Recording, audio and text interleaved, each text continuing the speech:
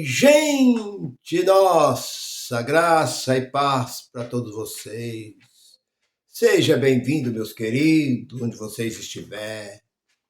Vai um abraço desse seu irmão em Cristo, meu querido irmão Macier, aquele abração, irmão Nilson, irmão Antônio, irmão Rogério, irmã Maria, irmão João, e muitos irmãos, que são muitos os nomes, me perdoe por eu não falar o nome, porque são, mas vai um abraço para todos vocês que me seguem, faz os seus comentários, Paulo Roberto, eu fico muito grato por vocês, meus irmãos.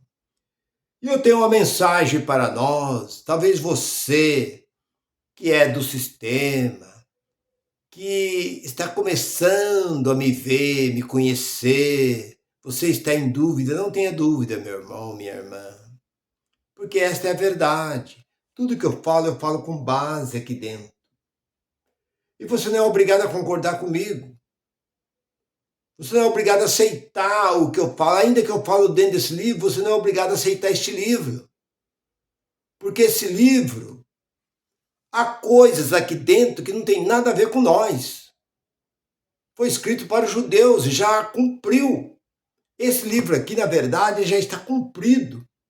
Mas nós usamos esse livro para desfazer o que foi mal feito, o que está mal feito. Para desmanchar aquilo que fizeram errado. É isso. Então você que é do sistema, fica com nós. E o título da mensagem é essa. Aonde estão os mortos?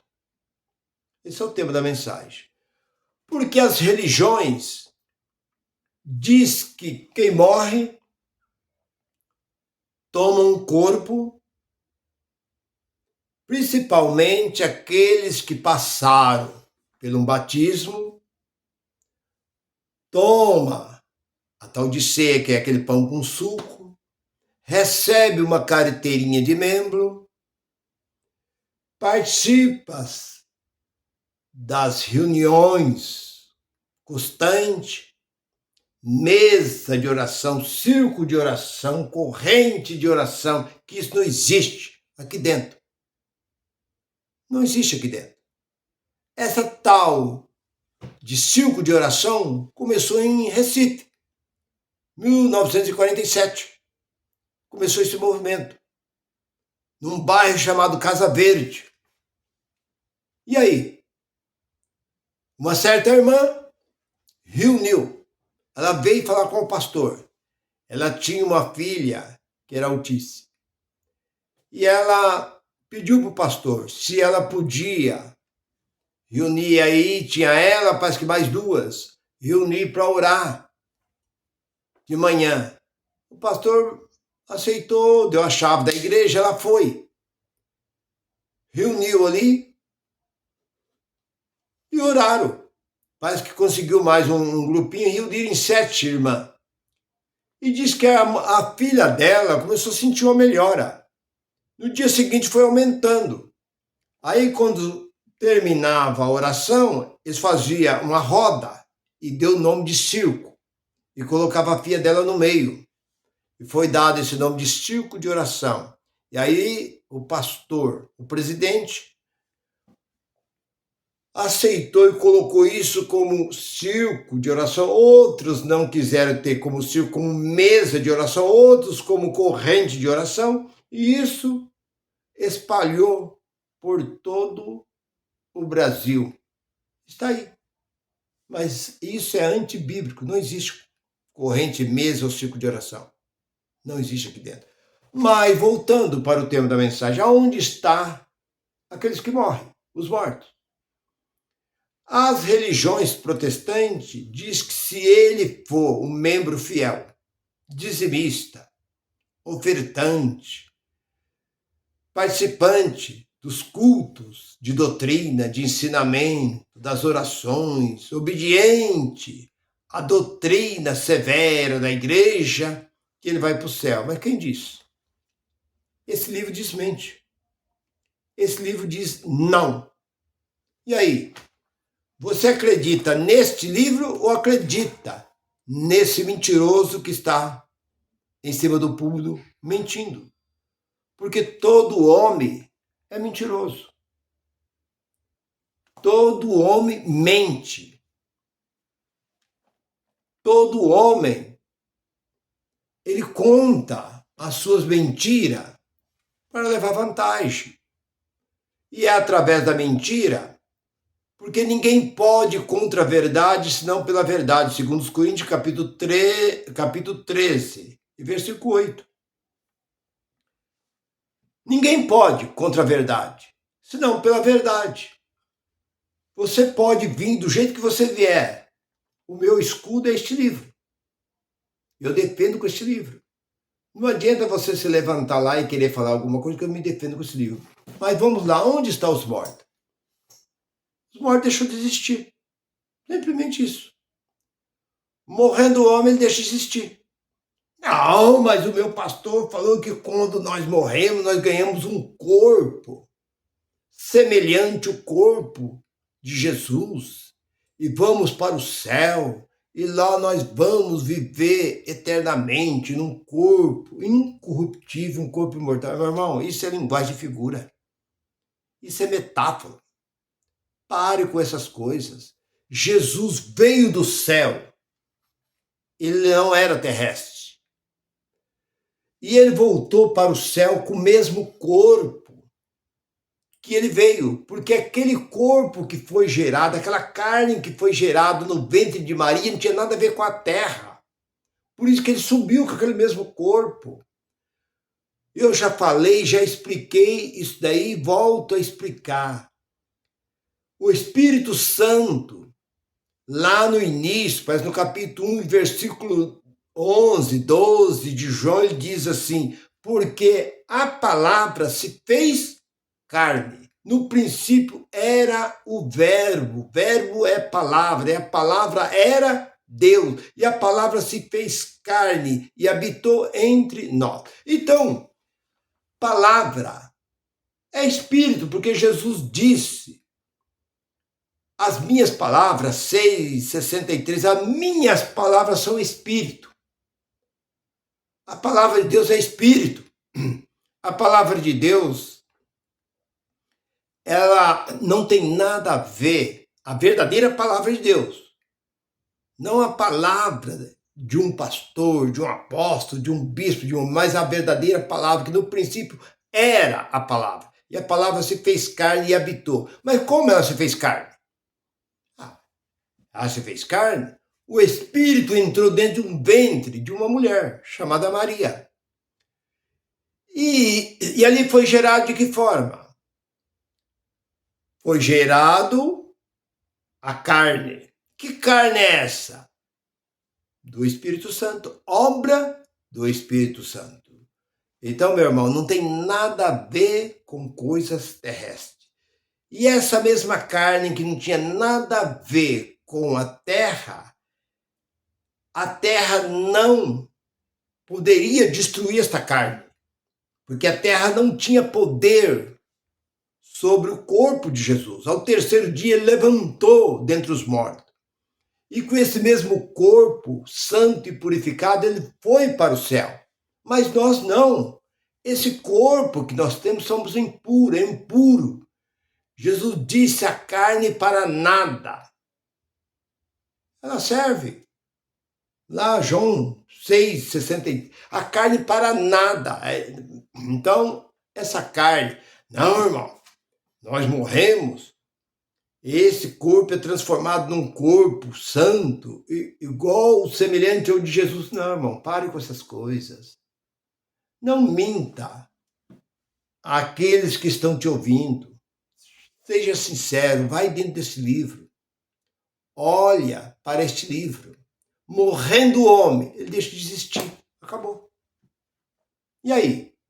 Mas, irmão Nilson? Tá lá.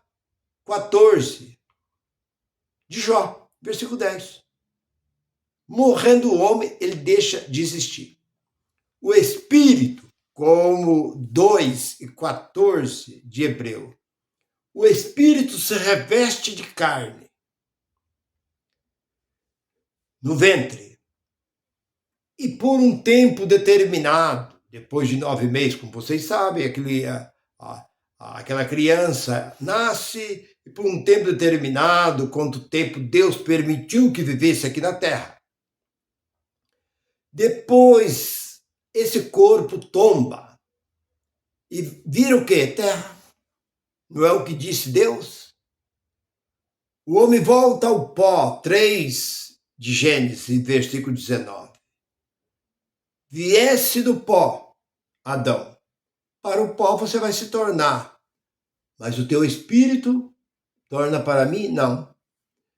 Tu voltará para o pó e virá pó. Pronto, acabou.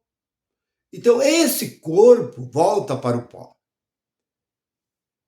E lá esse corpo é consumido, porque capítulo 15 de Coríntios, versículo 50, carne e sangue não herda o reino de Deus. Irmão Nilson, mas Elias subiu para o céu. Elias era um homem santo.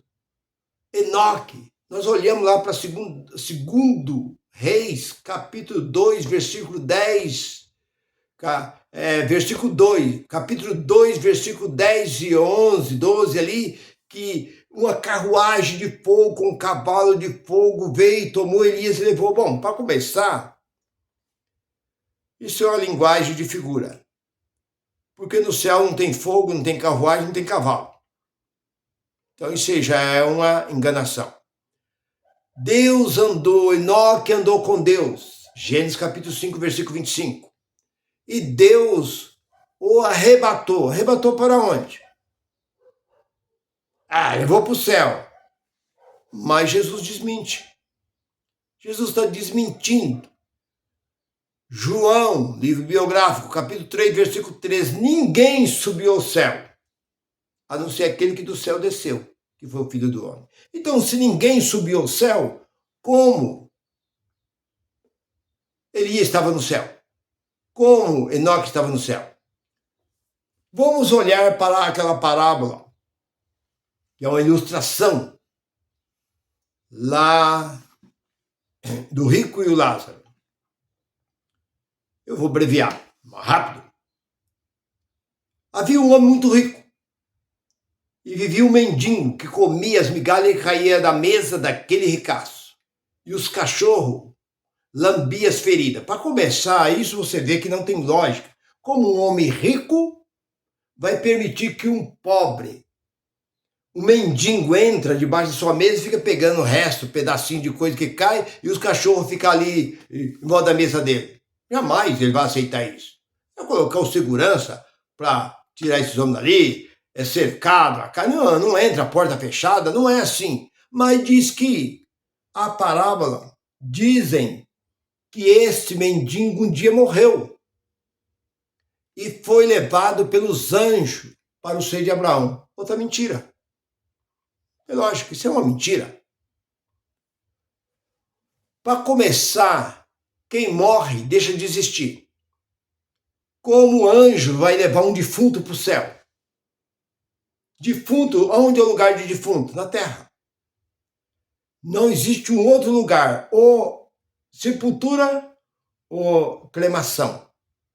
A única coisa. Não existe um outro local para o corpo do homem. Foi levado para o seio de Abraão, mas Abraão estava morto. Abraão não existia.